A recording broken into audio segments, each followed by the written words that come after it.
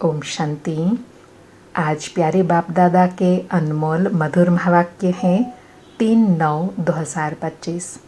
आज की मुरली के सार में सत्यम शिवम सुंदरम बाबा ने सत्य तीर्थ की स्मृति दिलाते कहा कि सत्य पंडा शिव बाबा आए हैं तुम्हें सच्ची सच्ची यात्रा सिखलाने।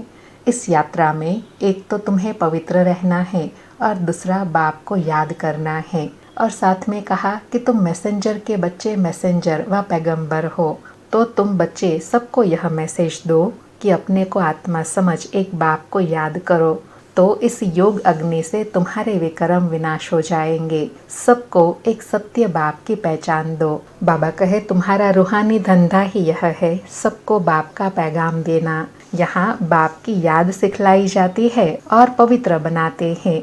सिवाय एक बाप के और कोई बातों में जाने से कोई फायदा नहीं। इसलिए बाबा कहे तुम्हें यही ओना, यही लक्ष्य, यही लगन लगी रहे, सबको बाप का परिचय देना है। फिर रूहानी यात्रा की विशेषता बताई कि यह यात्रा है, इसमें जाना तब होता है जब सत्य पंडा खुद शिव बाबा आए। वह आते हैं कल्प कल्प कल्प के संगम पर। इसमें न ठंडी न गर्मी की बात है, न कोई धक्के खाने की बात है। यह तो है याद की यात्रा। एक स्थान पर बैठकर सत्य बाप को याद करना है। एक स्थान पर बैठकर सत्य पंडा शिव बाबा को याद करना है। फिर कहा कि तुम सभी यात्रा पर हो, तुम ब्राह्मण हो।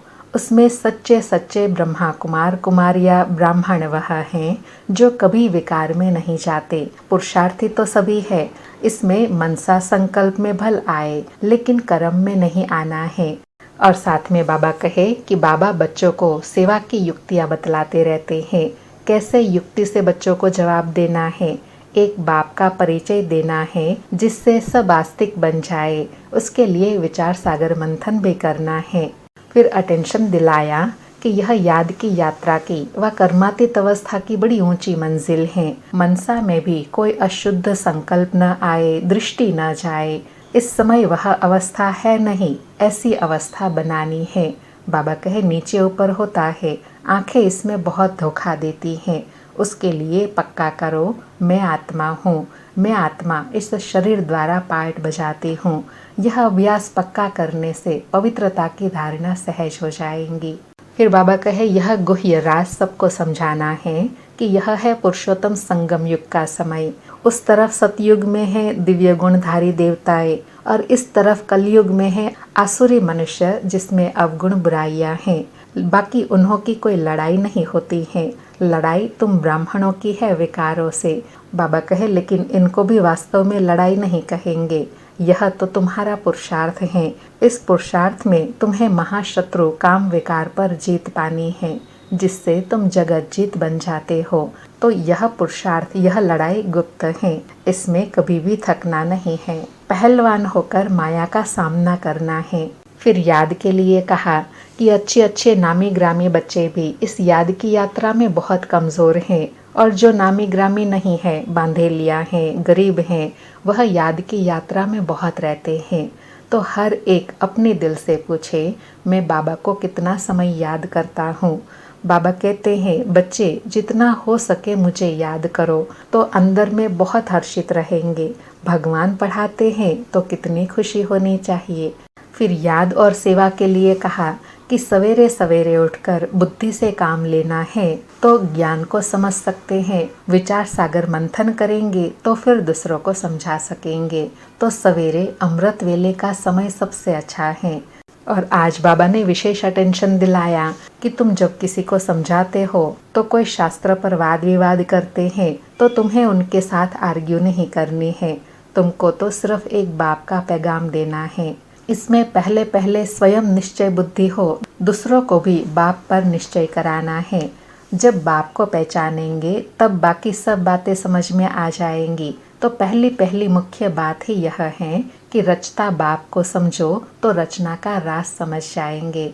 और साथ में विशेष कहा कि यह ज्ञान का दूध माता पिता, परम पिता परमात्मा और ब्रह्मा माँ से मिलता है।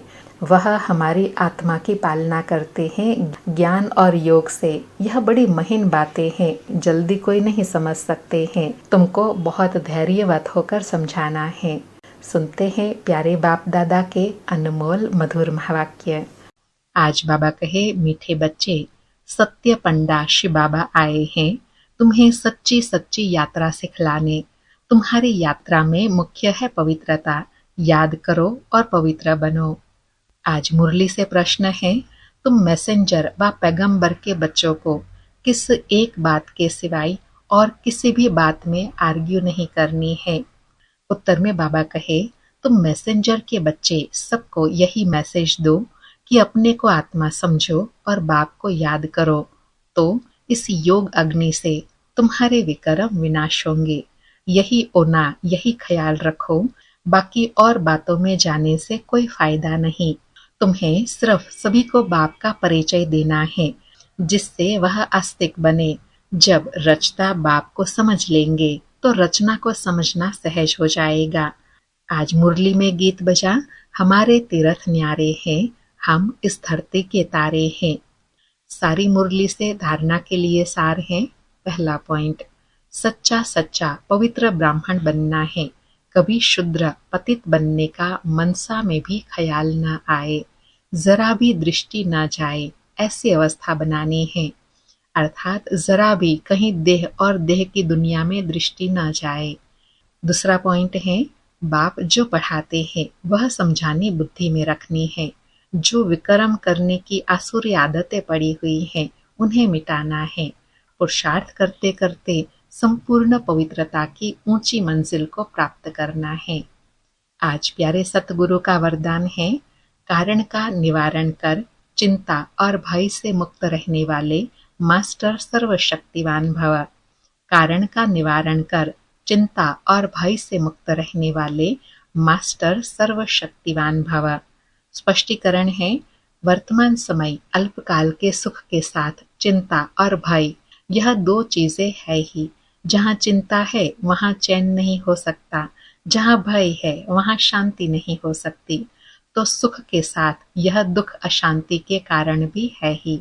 लेकिन आप सर्वशक्तियों के खजाने से संपन्न मास्टर सर्वशक्तिवान बच्चे, दुखों के कारण का निवारण करने वाले, हर समस्या का समाधान करने वाले समाधान स्वरूप हो। इसलिए चिंता और भय से मुक्त हो। कोई भी समस्या आपके सामने खेल करने आती है, न कि डराने। बाबा ने चिंता और भय से मुक्त रहने के लिए स्वमान स्मृति में दिलाया कि हम कौन है। मास्टर सर्वशक्तिवान, कारण को निवारण करने वाले, समस्या का समाधान करने वाले समाधान स्वरूप है।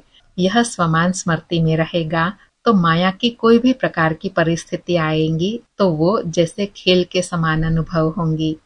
आज का स्लोगन है, अपनी वृत्ति को श्रेष्ठ बनाओ तो आपकी प्रवृत्ति स्वतः श्रेष्ठ हो जाएंगी। अपनी वृत्ति को श्रेष्ठ बनाओ तो आपकी प्रवृत्ति स्वतः श्रेष्ठ हो जाएंगी। अच्छा, मीठे मीठे सिकिलधे बच्चों प्रति माता पिता बाप दादा का याद प्यार और गुड मॉर्निंग। रूहानी बाप की रूहानी बच्चों को नमस्ते। हम रूहानी बच्चों की रूहानी माता पिता बाप दादा को याद प्यार, गुड मॉर्निंग और नमस्ते नमस्ते। आज के अव्यक्त इशारे हैं, अब लगन की अगन को प्रज्वलित कर योग को ज्वालारूप बनाओ। आज बाबा कहे, समय प्रमाण अब सर्व ब्राह्मण आत्माओं को समीप लाते हुए ज्वाला स्वरूप का वायुमंडल बनाने की सेवा करो। उसके लिए चाहे भट्टियां करो या आपस में संगठित होकर रूह रिहान करो, लेकिन ज्वाला स्वरूप का अनुभव करो और कराओ। इस सेवा में लग जाओ तो छोटी छोटी बातें सहज परिवर्तन हो जाएंगी। बाबा कहे, ज्वाला स्वरूप योग स्थिति बनाने के लिए क्या करो?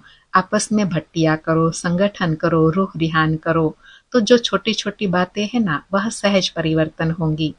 अच्छा, ओम शांति। शुक्रिया बाबा, शुक्रिया।